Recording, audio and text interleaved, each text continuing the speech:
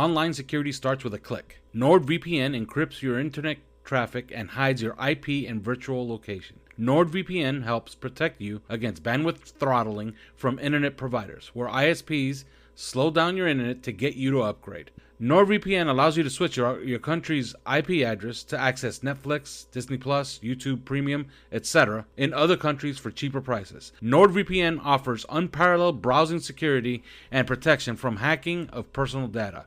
Get your exclusive NordVPN deal by going to nordvpn.com/5RSN or use the promo code 5RSN to get a discount on your NordVPN plan plus one additional month for free and a bonus gift at checkout. All of this is completely risk-free with NordVPN's 30-day money-back guarantee. NordVPN.com/5RSN or use the promo code 5RSN and start saving with the world's leading VPN provider, NordVPN. Are you a South Florida property owner with an insurance claim?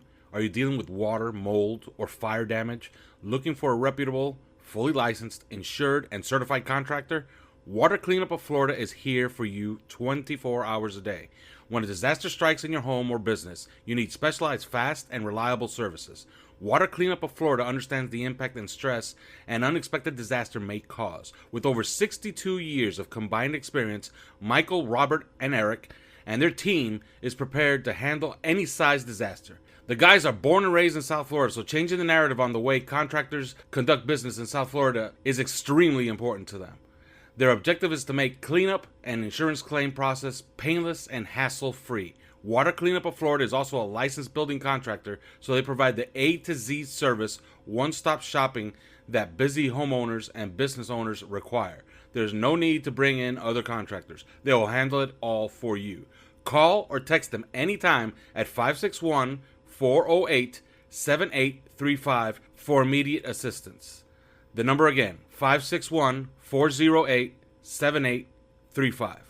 Water Cleanup of Florida. This show is brought to you by Prize Picks. Prize Picks is a revolutionary new daily fantasy game whereby you pick 2, 3, or 4 players to go over or under their fantasy point projections, and if you're correct, you win.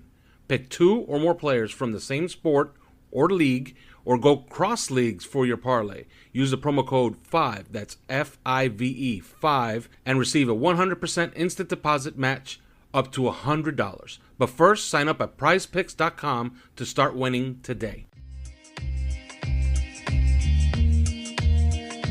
Welcome to 3 Yards Per Carry, a podcast covering the Miami Dolphins and the NFL.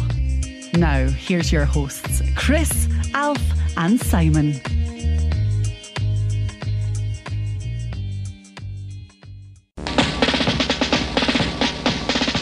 Miami has the Dolphins. And we're on, and welcome to another edition of 3 Yards Per Carry. I'm Alfredo Artiaga. Simon Clancy is here. Chris Kaufman is here. And as always, we are brought to you by Manscaped. Use promo code 5RSN and get 20% off your entire order.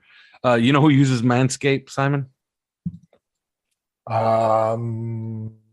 Yogi Bear. Nah, Chris Greer. Chris Greer. Because you have to. Because what an offseason this man has had.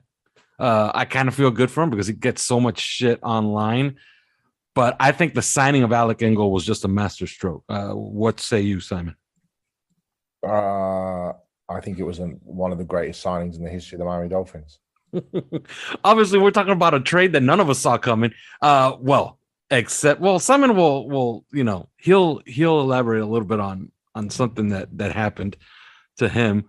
But I had one guy telling me I think they'll be in on Devonta Adams, and I called him an idiot on Twitter. I think they were not in on Devonta Adams; they were in on Tyreek Hill, and it's a blockbuster trade. The only thing that I think comes close, I don't remember the Brandon Marshall trade being like this. I remember the Brandon Marshall trade was for 2 second-round picks. This feels like that Ricky Williams trade in 2001, was it?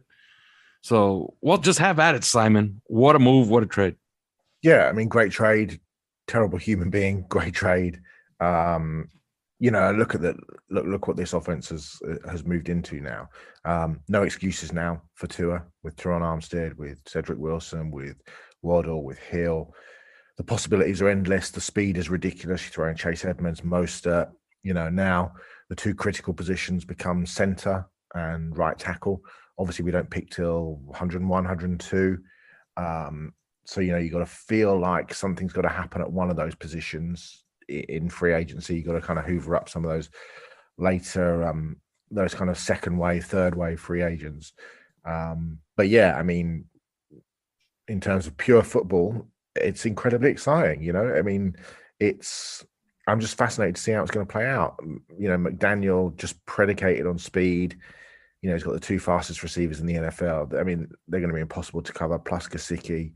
You wonder what's going to happen to Parker, but maybe they deal in Wilson. Obviously, I think Cedric Wilson could be a really big player in this offense, and keep those two running backs healthy. Sky's the limit. I mean, looking around 48 hours ago, or even 24 hours ago, when everybody's making deals, and you've got Russell Wilson and Matt Ryan and Devontae Adams and Chandler Jones and all these guys coming to the AFC, and then we sign Alex Ingold. So it's just like, wow, it's like, no, I mean, we're bringing these two guys within the space of, 20 hours, and the whole world's turned upside down. It's everything now, there's no more excuses now for Tua. No more excuses. What I love most is that they kept their two first rounders in 2023, because obviously, as we discussed, if Tua doesn't work out, if this isn't, if he isn't the guy, you've still got those 2 1s to, potentially to go up and get one of those, as we sit here today, one of those 4 or 5 good young quarterbacks. Next year looks a really good draft. So for quarterbacks. So we shall see. But, kudos to Chris Greer, because he's taken years of shit. And I thought quietly they had a decent free agency, but they had to have signed a left tackle. They had to get Armstead. To be fair to him, he pulled it off, and it made a solid B into a solid A, and then today was just the cherry on top of the cake. I mean, hard to argue that any team's had a better free agency than the Dolphins have. So yeah, I mean, maximum kudos to Chris Greer, who I absolutely advocated to be fired at the end of the season. But he's done it. He's pulled it off. And what I love most of all is that yesterday he was at the Texas A&M Pro Day, and today he was at the Ohio State Pro Day. Zero bucks given, when all these massive deals are going down. So yeah, a big day for the Dolphins. Massive day for the Miami Dolphins. Needed, but no excuses now. Yeah, it is a great day. I don't know where these people find these things, but somebody on OnlyFans posted a tweet from somebody called @TGDTAB. And he has a video of a cheetah looking at an aquarium where a penguin is swimming around in. Now, who found that, and how did that cheetah get there in the first place? And I hope that nothing happened to that penguin. But Chris, what a move. We didn't see this coming. And like I said, I called I had one guy telling me, I think they should be in on Devontae Adams. And in my opinion, I was like, okay, as soon as, the big swing for me was going to be Amari Cooper, but that wasn't going to happen. And I thought it was just, it would be complete idiocy if they were going to actually try to pull off a move for somebody like Devontae Adams. So how about they pull off a move for the second best wide receiver in football? Well, you have at it, Chris. Well, nobody saw this coming. Absolutely nobody saw this coming. And nobody had it. Nobody had wind of it, really.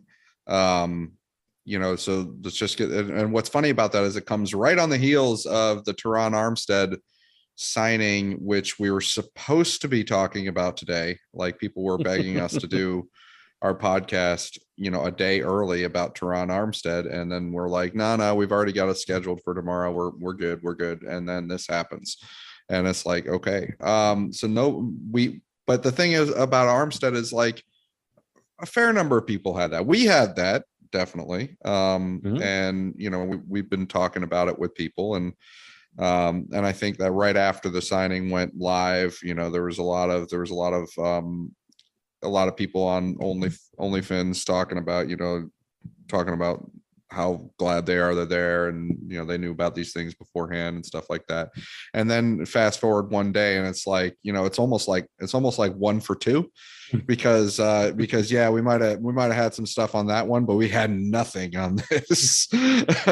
and I think that's probably a testament to how quickly it probably developed. If you look at it and you think about how quickly and kind of out of the blue the Davante Adams trade came, because his talks with Green Bay really just kind of derailed. And shortly after that, it's Tyreek Hill asking the Chiefs to beat the Davante Adams contract and virtually every metric. And the Chiefs are saying, no, we can't do that. And then so that's what happened. And that resulted in them saying, okay, well, see if you can get better out there, see if you can get a trade. And then immediately Miami pounced on it. Now, I had heard that the Dolphins were looking to do something with that number 29 pick, which sort of made sense to me, in as much as if you look at the Kyle Shanahan offenses and Mike McDaniel's history, as well as Kyle Shanahan and all them, there's definitely a tendency to favor veterans. It's a little bit like John Gruden, maybe not quite as bad, but yeah, there's definitely a tendency to favor the veteran players. So I figured that we'd be in a little bit more of a mode of trading picks for veterans than we are the other way around. But this was just out of nowhere. And there's so many layers to it too with Tyreek Hill, because of the speed. I mean, if you take them together, Terron Armstead, he's the fastest left tackle in the NFL, Terron Armstead. And I know that's kind of weird. Like, you don't think about left tackles being fast, but in this case, let's be clear. He's fast. He's fast for a human being, period. 4.7 is fast. Yeah. I mean, and handhelds, his handhelds were in the 4.65 range. I mean, which is crazy. Yeah. So I mean, he's already very athletic left tackle. We'll need it to get out front in these screens and sweeps that we're probably going to see. But you started to assemble already a very fast backfield, with Chase Edmonds and Raheem Mostert. I don't think anybody would argue that. They know those guys are fast. That's what they do. They're speed merchants. So we've got a fast backfield. They tagged Mike Gesicki back, and he signed, and so he's back. And Mike Gesicki is legitimately one of the fastest tight ends in the NFL right now. I think there's probably only 3 or 4 guys that can say that they ran a faster 40 or whatever. So I mean, they've got the speed already setting up on top of Jalen Waddle, who we know how fast he is, right? We know how fast that guy is. And now they add on a Tyreek Hill, and it's just like, it seems like the real capstone on what sort of offense they're going to be, because they have guys who can get to the edge from the backfield. Chase Edmonds, Raheem Mostert, they can get to the edge. They can beat you around the edge. They have guys who can run, sweeps from the backfield, east-west, behind the line of scrimmage. Jalen Waddle and now Tyreek Hill, both of them, jet sweeps, screens, so on and so forth. We also know that those guys can just run deep. I mean, those guys scare the bejesus out of defenses deep, or at least Tyreek Hill does. Tyreek Hill scares the living shit out of defenses deep. And I think Jalen Waddle's speed scares people, but he needed to demonstrate that the Dolphins needed to demonstrate that they would actually send him. They would send him and we'd throw it to him. So we know we can threaten the outside, the deep outsides. And then you go back to when they signed Cedric Wilson and you look at what he did in Dallas and where he sort of specialized. And yes, he's a good run after catch player, but one of the things that he did very frequently is from that inside slot position that he worked so well. He ran deep middle. He ran deep middle up the field. And he's a tall target too. So he's 6'2". He did that a lot. That's also Mike Gesicki's ground too. Mike Gesicki runs deep middle up one middle of field open.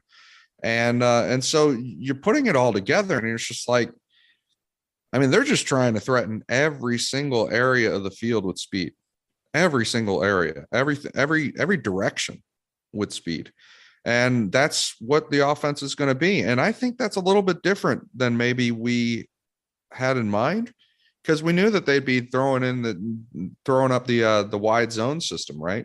And and going to the perimeter. But this is a little bit different flavor, I think, than we had been thinking about.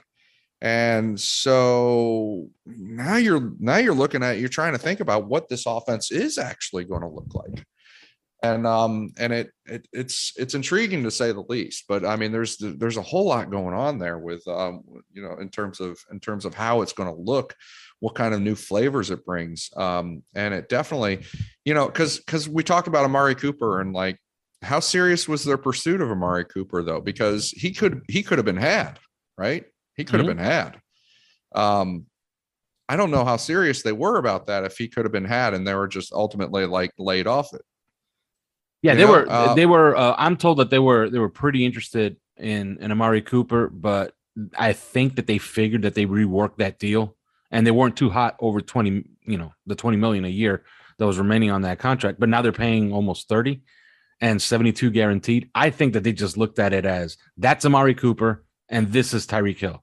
This guy we're willing to pay, right, and that guy we're not willing to pay. I think that's right. And I think the difference there is, Amari Cooper could be a very productive wide receiver, but Tyreek Hill is a very productive wide receiver and also a very scary wide receiver. And scary is different from productive from a defensive standpoint. Scary means from a defensive standpoint all week during the game planning sessions and the game film sessions, you're watching film on this guy and planning how you're going to account for him. That's scary. That's a difference between scary and productive. Productive is guy that catches balls on Sundays and everybody sees that. But it's a different story when the guy changes the spacing before he even sets foot on the field. And I think that's probably why they thought to themselves, okay, we're going to pounce on this. This came up and we're going to pounce on it. And they did not pounce on Amari Cooper. They definitely were, they sniffed it out, but they ultimately were just like, nah, whatever. So I think that this really does make you rethink a little bit some of what they might be about this year. And it's got to be pretty exciting for Dolphins fans, as obviously. Yeah. What was interesting is that last year, and I said this, I had this on OnlyFans. I did some few diagrams of what they were trying to do with Mike Gesicki and Jalen Waddle, which oddly enough was the same things that the Chiefs have been doing for years with Travis Kelce and Tyreek Hill. And I kept mentioning, okay, the only thing that they're really accomplishing with these scissor concepts is that they're holding the safety and it's popping Mike Gesicki wide open. But Tua never threw the ball to Waddle when he was actually open and on those concepts. He was using it to actually use Gesicki. I think that's changing now. Simon, if we could get into that, like, what do you see the offense like, as far as personnel? Obviously, like right now, the boat's full. Like they could play any kind of personnel package that they want. But what do you still see as far as personnel packages and, where's that ball going? It's hard to say, mate. I mean, the draft hasn't happened. We've got no indication from McDaniel exactly what he's going to do. I think it's really hard to say what sort of packages we're going to run, who's going to be on the team, how it's going to work. You look at the receiving core, right? You look at Waddle's obviously making the team. Hill is obviously making the team. Wilson is obviously making the team.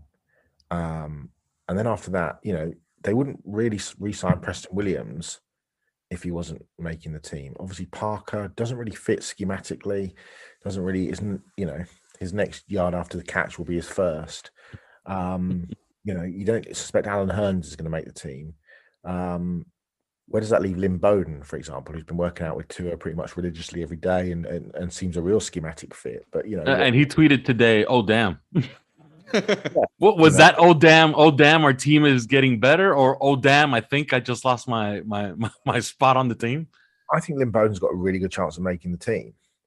The one thing that goes against Lynn Bowden in a way is that Tyreek Hill and Cedric Wilson do a lot of what Lynn Bowden would do in terms of jet sweeps. Wilson can throw the ball.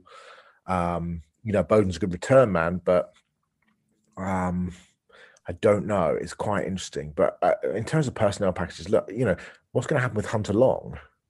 What's going to happen with Adam Shaheen?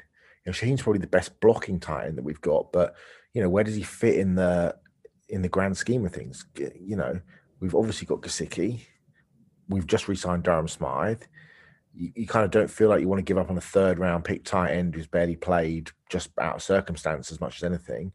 And we still have Seaton Carter. We still have Shaheen on the roster. So it just, I don't know is the honest answer. One question I did want to ask actually, and we talked about this offline from OnlyFins, but Tyreek Hill, as great as he is, and we don't know the scheme, but in a way, it would feel like Devontae Adams was actually the better scheme fit in terms of how it would fit the quarterback. Do you know what I mean?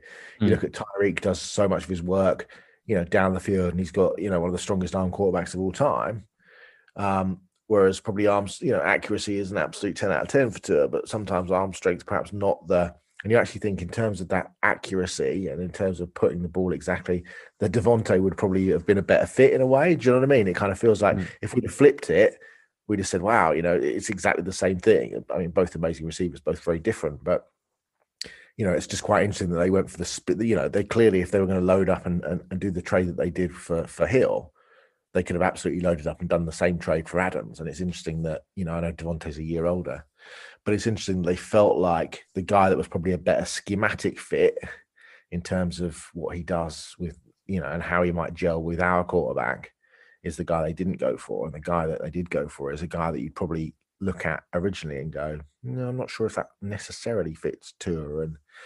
But Christ, the jet sweep ability, all those sorts of things. And look at a lot of the plays that people were saying today about RPOs and all those sorts of things. And why wouldn't you RPO and get the ball into space in the hands of Waddle and Hill? Because it's Tyreek Hill and Jalen Waddle.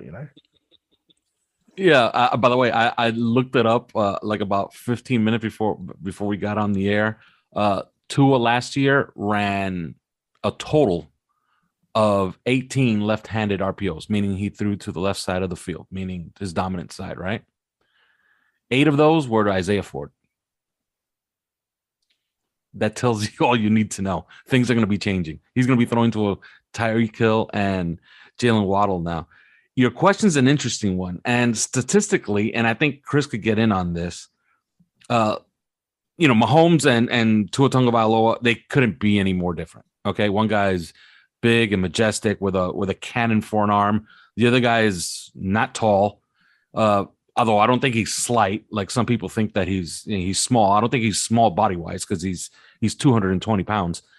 But we know he doesn't have the cannon that Patrick Mahomes has. But last year's Kansas City Chiefs offense, and I don't know how much you guys care about air yards per target, but they hugged each other. Patrick Mahomes and Tua Tagovailoa, and Tyreek Hill was extremely productive in what was essentially a kind of dink and dunk offense that Kansas City ran last year. Your thoughts on that? Because it's an interesting one, Chris. Your thoughts on the actual fit with the quarterback? Well, that's the interesting thing about Tyreek Hill is because it's you can see. Because of the way he's been productive in the NFL and the way, I mean, there are people out there, in the NFL that believe I just saw a tweet talking about like he's talked to personnel people about Tyreek Hill, and these guys are like, Tyreek Hill is a top 5 player in the NFL, even including quarterbacks, just because of the way that he impacts the game. And so when you're looking at a guy like that, players like that never just do one thing, right? Tyreek Hill is not just a deep dude, a deep guy, catching deep balls all over the place. Yeah, let me interrupt you here very briefly. Eric Spoelstra has a saying for that: a player's gravity. and Tyreek Hill has gravity. He pulls defense toward him. If he's pulling defense toward him, Jalen Waddle and Mike Gesicki should benefit from that. I think you could say that he's arguably the most impactful non-quarterback in the game offensively. I think that'd be a great. Mm-hmm. Yeah, I think you're right. And I think some others might be heading toward that. I mean, you get the feeling that people are starting to be so scared of like Jamar Chase and in a lot of different ways, for example, that, you could argue other players are going to start impacting defenses that way. But clearly Tyreek Hill has already been doing that. And he scares the shit out of defenses. But it's not just deep, he does do a lot of work deep. And I think our friends over at PFF were tweeting something about that earlier, just how much more deep production he has than anybody else over the last. So let's get that straight. I mean, he is a really big, deep threat, but if you look at where this guy catches the ball and where he does damage, it is on a lot of those short passes. It's on exactly the short passes that we've been seeing from the Dolphins and from Tua Tagovailoa. And so it's if you're talking about the fit, I think Tyreek Hill, the opportunity that I wonder if the Dolphins are going to be able to take advantage of with Tyreek Hill, with Tua at quarterback, is more about extended time plays and more about scramble plays.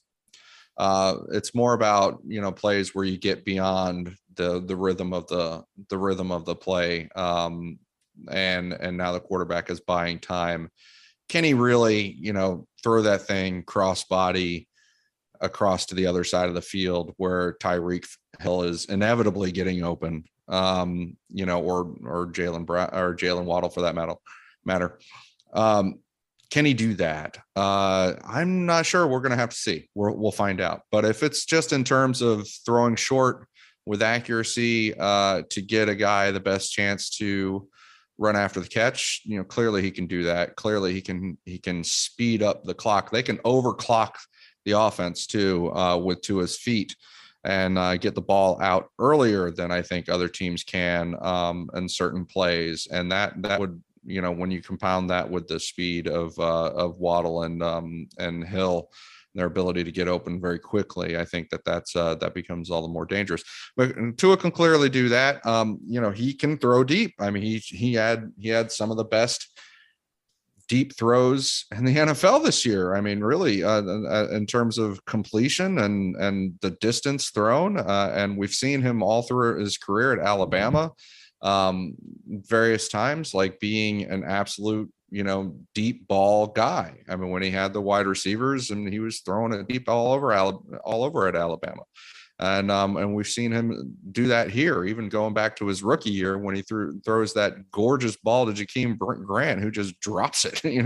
I mean, it's like the guy can do that. So if we're talking about that deep ball vertically, and we're talking about the short ones with the keyhole, so to speak, accuracy, then he can do both of those things. The one thing that I think could be missing is where, the play starts to break down. He buys more time, he scrambles around, and then he's got to hit somebody on the run from an off platform, throwing across the body, throwing across the field to a different direction. That's where you really need the arm. That's where you really need, and I'm not just talking about quote unquote average arm strength for starter in the NFL. That's where these guys that come out that have, the really great, but they tend to need to have the really great arm and feet combination, speed combination. It tends to need to be a guy like, Malik Willis or something like that. Or in this case, Patrick Mahomes, who can really take advantage of that the most. But I think that the fit is good, and we'll see if they can take it to great, because Tua doesn't have to be, everybody gets caught up in an idea of what Tua has to look like in order to be a great quarterback. And I think that they've kind of forgotten a little bit of what other great quarterbacks that were great quarterbacks looked like that was not that, And so Tua can figure out the great in his own way, if but he has to do it. He has to do it, and the Dolphins have to do it. I mean, you can't absolve any of them of this. They all have to work together to figure this out. Yeah, the pressure's on. Like we talked about, okay, he needs help. He needs help. I don't see how it's possible to get him any more help. Like what else is? I guess you could go get him JC Treader. Like he's still out there, and people keep asking me, are they in on that? Well, they're trying to get in on that. I was told as soon as about maybe 4 days ago that it didn't seem like they were on the board for JC Treader. Maybe they are now. Like they have something to sell now, and that goes for Tua Tagovailoa as well. I said that he has a lot of pressure on him now. Absolutely. You know what the Dolphins have now also? If it doesn't work out with Tua Tagovailoa this year, they have something themselves that they can sell the following year to any quarterback. It could be Lamar Jackson. He could be available all of a sudden as a free agent. That's possible because the Ravens don't seem to be making any ground on that. We signed a great left tackle, and it's a shame that we had to go trade for one of the best players in the NFL. But we got to devote some time to Terron Armstead. His tape is absolutely ridiculous. Simon, you've watched him. What a difference he's going to make on this offensive line. Because, yeah, it's only one spot, but he actually improves most of that offensive line because you get to slide everybody down, and quite frankly, you get to slide some people out. Your thoughts on Terron Armstead? And by the way, great deal. Your thoughts on the value in that contract? Yeah, great value. I mean, we paid less for Terron Armstead than Jacksonville paid for Christian Kirk, which is true story. Terron Armstead will be the 9th highest paid left tackle in football. That is ridiculous. Yeah, I mean, I think he was the number one free agent. I mean, we were talking about Terron Armstead to the Dolphins a year ago when we knew that he was going to be he was slated to be a free agent. We were talking about him. He makes Connor Williams better. I think the association always helps when you're playing next to somebody like that. You put his film on. He is a phenomenal left tackle. He's a very good run blocker. He is an absolutely elite level pass protector. The thing that we have to do is he has to stay healthy. If we keep any, I don't think he's ever finished a season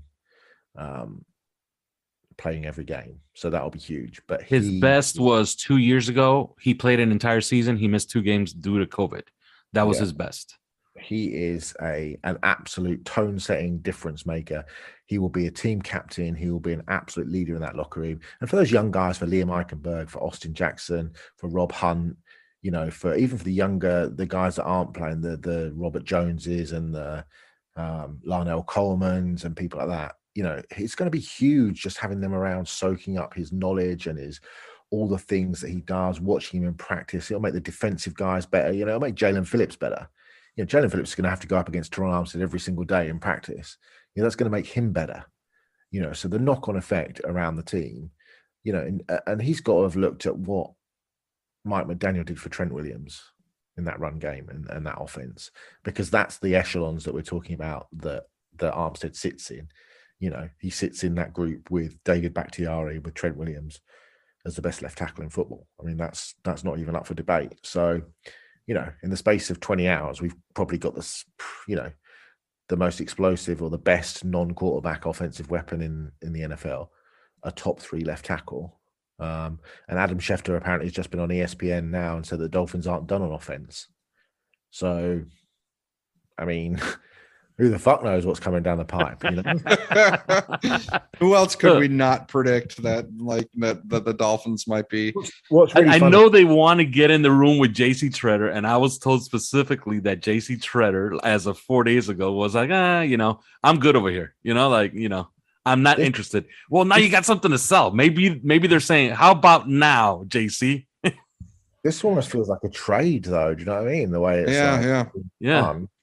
But I mean, but would they want to give up? So we keep talking about those 2 first-round picks that they have next year. I don't think they would at all. I don't think they'd want to give that up, right? No, it's I'm told specifically, and then it was confirmed by Adam Schefter that the holdup, which there wasn't any. By the way, Drew Rosenhaus leaked that Tyreek Hill was really torn. It actually took him 1 hour to decide, yeah, I'm going to Miami. As he was in his home in Weston, which is near Miami, and with Drew Rosenhaus on the phone with the Dolphins finishing up the deal. So he wasn't torn at all. He decided, I'm going to Miami, and that's where I'm going. They paid the Jets very little lip service, but it's been reported now, and I heard about it a little earlier that the Dolphins had insisted, yeah, look, this is happening, but you're keeping 1 first-round pick in, and it's this one, and you're not getting anything else.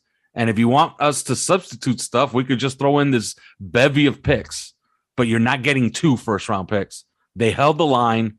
They held the line for a reason. In my opinion, that's the Tua insurance policy. Why cash that in? Tua doesn't work out. You got those 2 first-round picks. And like I said, Lamar Jackson is the next disgruntled guy. Maybe he's in play. Who knows? I think that's the right direction, though, because I don't know. I don't know if this is going to be those 2 first-round picks for a consider what they've just built. They basically just built a Ferrari, and now they need somebody to drive it, right? So are you gonna have a rookie drive that Ferrari and perhaps get wreck it into a tree, like Tom Brady next year. Yeah, and so I just think of this and I'm fast just forwarding in time for his house to be finished in construction, of which I may or may not have bid on. Well, I'm just thinking, next year, why prolong or push out the timeline another year by going with a rookie quarterback? I think that this is a situation where if Tua is not it, they're using those 2 first-round picks to try and get an established quarterback and and I don't want to get into the Deshaun Watson thing, but a Deshaun Watson-like trade should one become available. And you mentioned Lamar Jackson. I don't know if that would be it, because I don't know if this particular group of players is what they would want to build around Lamar Jackson, or maybe it is, but I think that that's the direction they head next year. If this all, if this all kind of flops, if they put this all together and the offense still flops, and it's pretty clear that the quarterback isn't holding up his end of the bargain, then yeah, I think that they'll be looking kind of almost like who's next year's Matt Ryan, more so than or Matt Stafford, more so than who's next year's, or Jimmy Garoppolo or Deshaun Watson. Well, no, I don't see it being Jimmy Garoppolo. I really don't. I think that that's sort of it. If you think of the problems that they could have with this particular set of players, skill players, and offensive line for that matter. The limitations that Jimmy Garoppolo had in San Francisco that partially limited that offense are very similar limitations to what Tua Tagovailoa has. Here's a name. And so I don't think it's going to be him. I think they're going to be going for somebody that can scramble and buy extra time and then use his arm to hit. Well, he's a free agent, don't you, next year? Who? Kyler Murray. Well, there you go. That could be. Okay, there you have it. If they franchise tag that guy because he won't sign. And then there's your 2 first-round picks. And nobody can throw a fit better than Kyler Murray. So you got to orchestrate that, in the tampering period. You got to tell him, you got to make a complete asshole of yourself. Murray needs coaching as well, though, because he's an annoying little midget. Badly I was just going to say, do you really need to coax him into being that kind of asshole? Yeah, he needs to be coached in all seriousness, though, because, yeah. This is why you suppose. This is if Mike McDaniel is going to work out in Miami, and we don't know if he is, but if he is, one of his assets, one of his strengths is being a player coach and being able to get along with these guys. Free agents are Garoppolo, Brady, Carr, Murray, Baker Mayfield, obviously Daniel Jones. Who else? Free agent Lamar. The Derek Really Carr loves one him. is interesting, although this Devontae Adams thing, I think they're friends. They're true. friends off the field. Like they Mhm. do barbecues and ball games. I think that's a long-term thing there. True. So, although I'd be all in, but that's not going to happen. I would say, But that's the direction. We'll see if it. I guess Kyler Murray the could question happen. could happen, right? That makes a lot of sense to me. And the question I would have is, if something else is upcoming, which I don't know if it is or not, and they're not going to give up those first round picks, either of them next year.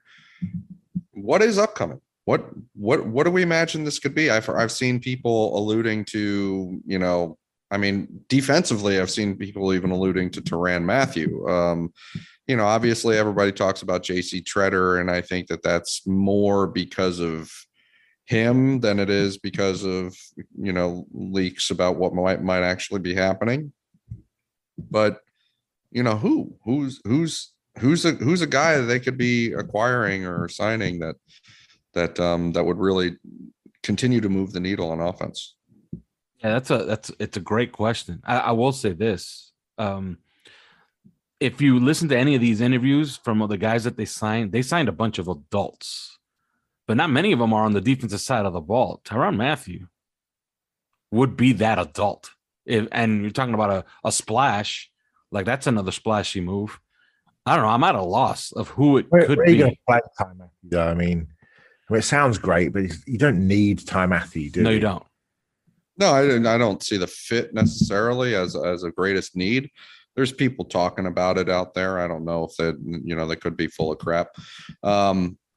No, but who moves the needle? First off, let's needle move. Let's talk about Tyreek Hill as a needle mover. I mean, the Dolphins entered the day Vegas like something like 1 or 55-1 or something like that to win the Super Bowl, which put them, I think, 12th in the AFC. And by the end of the day, they were something like 40-1, and they were one of the upper echelon teams in the AFC to try and win the AFC. That's a needle move. You want to talk about a needle move? I got one here. They were plus 725 to win the AFC East. They moved quickly to plus 400, unseating the New England Patriots, who were also plus 725. They're now plus 225, which means that Vegas thinks they're actually a little under par for winning the division. So they actually think it's something that can happen now. So, yeah, needle move, I would say. But yeah, I'm at a loss. Like, I don't know. Who else does that? I don't know. Like I would say, like I said, an adult on defense. And because look at all the guys that they've signed. Like they're all the same. First of all, they're pretty good players. Terron Armstead, Connor Williams, Raheem Mostert. But listen to them talk also. They're all, you could tell they're smart guys. They're all leader types. They signed 3 captains, by the way. 3 guys that were captains last year. Okay. One was a special teams captain. One was a captain on offense, Alec Ingold, and one was a captain on offense, Terron Armstead. That's 3 captains that they added in free agency. None on the defensive side. So maybe could it be Calais Campbell, maybe, but I don't think that's a needle move. But an adult on defense makes sense to me. I don't know. You have anything, Simon? I think Calais Campbell makes a lot of sense, actually. We talked about it earlier on a few editions ago. I think he'd be an excellent addition. And, talk about a grown-up. There's a grown-up and one that's still playing at a good level. Mm-hmm. Like maybe that's the move that's left to go. But if Schefter's right that they're still working on the offense, maybe George Kittle's coming. Well, who knows? I mean, at this point, maybe we're going to see a trade of Devontae Parker for somebody, and it's going to be an interesting development. Oddly enough, they turned down a 3rd round pick from the Kansas City Chiefs last year for Devontae Parker. Think of that. Well, I mean, they've got to be targeting a center or a right tackle, right, in a trade. Right. Maybe. I mean, we would hope, because we still have concerns about those spots, right? Dillard is on the block for the Eagles, but he doesn't are you going to play him at right tackle? I wouldn't. I think so. you know? So, and forget about Jason, forget about that, the fantasy of Jason Kelsey. Jason Kelsey signed a long-term deal. So he's with the Eagles for 3 more years. So it ain't him. I would have loved it for it to be him, but it's not. I don't know. I don't know what it could be. I guess we're going to end the podcast right here. And then as soon as we're off the air, they'll make another trade and we'll have to just come back. But I guess we could end it here. Simon, I'll ask you a question on the way out, and I'll ask the same question to Chris Kaufman. Forget about their production, okay? Just talent-wise. Duper Clayton or Waddle Hill? Oh, I mean, Tough one, huh? Waddle Hill is Duper Clayton for the TikTok generation, right? I would say so. Basically. Hill's the best player of the 4, although I would argue that Mark Clayton deserves some respect for the Hall of Fame. Clayton's pretty special. I mean, both of them are pretty special. Mm-hmm. Mm-hmm. That's going to be a tough question. I mean, it almost feels disrespectful to answer the question. Really, that's why I said, put aside the production, because we're talking about 20,000 yards from, in Dolphin uniform, but talent wise, I don't know. I almost don't want to say it, but I want you guys, one of you two, to say it first. Well, I happen to think the world of, we know how talented Tyreek Hill is. We know what a dominant player he's been in the NFL, and the way that he's affected defenses. I happen to think that Jalen Waddle was on his way to something like that, just because of how many different parts of the field he has shown that he can threaten. Last year, becoming such a key possession guy, which was not his bag at Alabama. He's definitely a screen guy, a jet sweep guy, a deep guy, and a huge playmaker. I mean, he was, averaging God knows how many yards per touchdown and per catch at Alabama. And we know what kind of speed he has and stuff like that. And then he became the 100 plus catch in a year possession guy. That's crazy. So he was on his way to that, in my opinion. And then we just acquired one that already is that. So I am leaning toward this pair, but that does also feel disrespectful to the guys who went out and proved it year after year. Can I just throw 2 names out there before we go any further, before you wrap up? Just been looking at centers and right tackles who are free agents next year. Eric McCoy of the Saints and Mike McGlinchey of the 49ers are both free agents next year. Whoa. That second one. Just throwing it out there. But you got to, that would be a first round pick. You're not getting Mike McGlinchey for less than that. No, probably not McCoy either, to be fair. I think you could get McCoy. I think there's a little bit. I think there's a souring that's happening there, a low key souring that's happening between McCoy and New Orleans. So I wouldn't be surprised if you can get him for less than that. Wow, that's a good one, right? Man, yeah, McClinchy, yeah, he's going to be a first round. Yeah, it'll be a first round pick. I don't think they'll trade that. I think it's interesting though. Like that really would be all in on Tua, right? Yeah, that would be like, if we don't win the Super Bowl this year, we got to have a long conversation. But I mean, like if they start touching those first round picks next year, then that's how you know that they really are all in on Tua. Absolutely. Well, all right. This was action packed, and it's been an action packed week. Next week, I guess we'll be wrapping up free agency, and we'll be getting into the draft, of which me and Chris and I will be in Las Vegas for the 2022 draft. Although, what exactly will we be doing? I have no idea what you're going to be there for. I'm just. Well, I know what I'll be there for. I'm going to be there to drink and have fun, evidently, and not even worry about the draft, because just stare at our roster and say, look at this. The T-shirt says "fuck them picks," like that's just it's not relevant to us anymore. Yeah, although you got to admit, that was a home run draft pick at 29, Tyreek Hill. Like, that's a pretty good draft pick. It's pretty good pick at number 29. That's overall. good value at 29. They have to pay him a lot of money, but it's good value at 29. Oh, well. Definitely, didn't you? You wanted to say something, Simon? No, I said you definitely take it. You definitely take that for the 29th pick. Yeah, I really don't care about those 4th round picks and 6th round picks. The premium that they paid was that 50th pick. That's the premium. Okay. In fact, what the Jets were offering was kind of tantalizing. What was it? 2 picks under 40 and another one at 60. That's pretty good. It was 35, 38, and 69, I believe. Yeah, that's that moves the needle a little bit. Like, you can fill out a roster with those picks. Yeah. But all right, that's it. Next week we will be talking about, I don't know, the next great signing that Chris Greer pulls off. If not, we will get into the draft. Like, we do take the draft seriously in here, and we will build you what is essentially our draft guide in the month of April. But till then. Thanks for listening to 3 Yards Per Carry. You can subscribe via iTunes, on Podbean, or your usual podcast provider.